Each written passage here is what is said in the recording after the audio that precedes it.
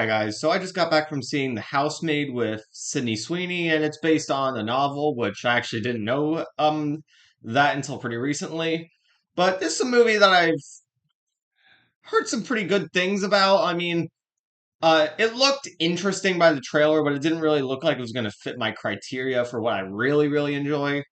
But so I went into it, and overall, I would say I liked the film for the most part.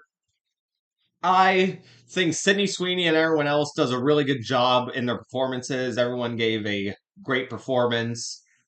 Um, and The movie has some it's in the movie has some intrigue, and there is some good twists here and there, and there's some interesting directions that they go into where I was like, okay, I like that. But my main issue with the movie is that it's way too damn long. It's like 2 hours and 11 minutes. And for this movie, this kind of movie, it just felt way too long.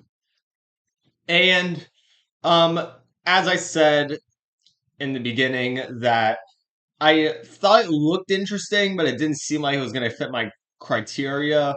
And yeah, if so, my taste. You know the kind of horror that appeals to me. Like, I love this very like surreal, the very strange, bizarre, supernatural, psychological type horror, which this obviously isn't, and all of my favorite movies of the year are that. But I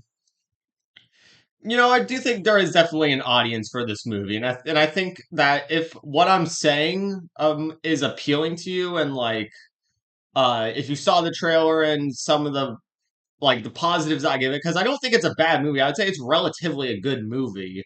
Then if what I said in the beginning about the positive things that I have for it, then this movie will be for you, I think, if that intrigues you. So I do think there's an audience for it, and I do think, like, critically speaking, it's not a bad movie, and I do think it is a relatively good movie. Just for me personally, it didn't really fit all the way up in that criteria for what I want. And I mean, honestly, it doesn't have really it doesn't have any of that stuff. This is more of like a lifetime movie.